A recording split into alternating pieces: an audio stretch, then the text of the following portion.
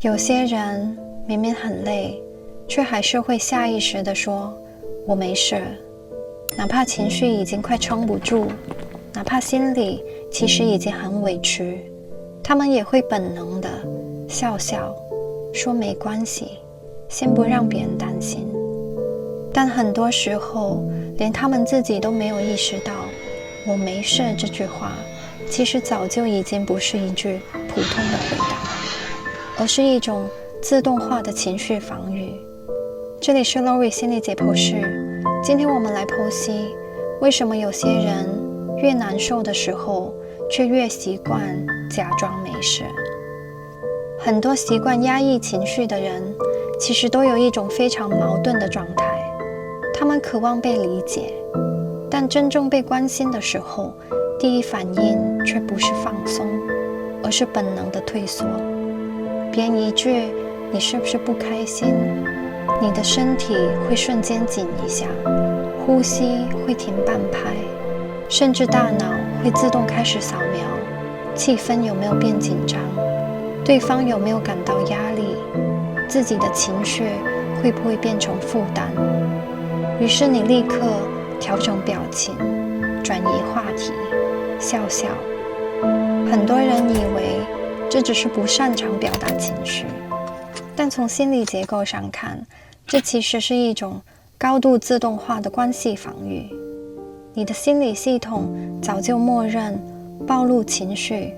等于关系会有风险，你的大脑已经把表达感受自动和气氛变差、关系失控、别人远离你这些危险的感觉绑在一起。所以每次一有情绪，你的系统第一反应不是表达，而是先保护关系。如果一个人长期习惯性压住情绪，慢慢的就会变得有时候不是不想表达，只是不知道该怎么表达。因为情绪表达本身就是一种能力，这需要不断练习。练习识别自己的感受，练习说出自己的需求，练习让别人看见自己的脆弱。但如果你长期都在做相反的事情，压住感受，收回需求，假装没事，时间久了，你的心理系统就会慢慢变得情绪钝化。就是情绪刚出现的时候，你还没来得及真正感觉它，大脑就已经把它变小。委屈会被解释成没什么，难过会被解释成忍一下就好了，愤怒会被解释成不要太计较。于是慢慢的，你不是没有情绪，而是每一种情绪都还没来得及表达，就已经被你自己处理掉了。所以后来当别人靠近你关心你的时候，你是真的说不出来，因为你已经太久没有允许自己完整的感受过一次情绪。时间久了，这些长期高压抑的人会形成一种过度自我消化模式。你的系统会默认情绪应该由自己的内部处理，难过的时候不说，崩溃的时候躲起来。当情绪来的时候，你的第一反应也不是倾诉，不是求助，而是再忍一下。很多人以为这是独立，但这其实是一种关系里的情绪回斥。你会下意识地把真实情绪从关系里收回来，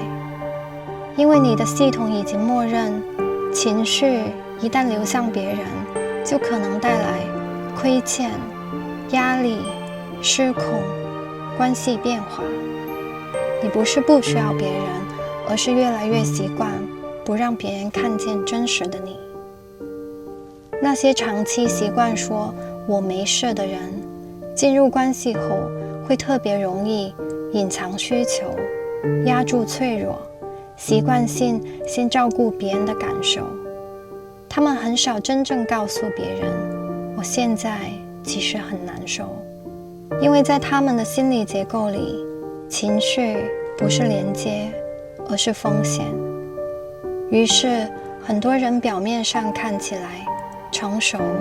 稳定、很能撑，甚至别人会觉得你好像什么都能自己消化。但实际上，你的系统只是太习惯提前把情绪藏起来。你会变得越来越孤独，因为没有人真正知道你到底压住了多少情绪，又撑了多久。所以很多时候，我没事这句话并不代表真的没事，而是你的心理系统变得太习惯快速回收情绪，快速恢复正常，快速维持关系的稳定。因为在你的系统里，关系不要出问题，远比自己难不难受更重要。于是你用这3个字保护了关系，却也一点一点切断了别人想靠近那个真实的你的机会。这种自动回收情绪的习惯，慢慢的会开始蔓延到生活里的所有关系。你会越来越害怕麻烦别人，依赖别人，欠别人的人情。别人一点点善意都会让你的防御系统开始紧张，因为你的系统早就默认依赖别人是一件危险的事。为什么有些人明明很需要陪伴，但却还是会在最难受的时候选择一个人独撑？我是 Lori， 下个视频我们继续剖析不想麻烦别人的人到底最害怕什么。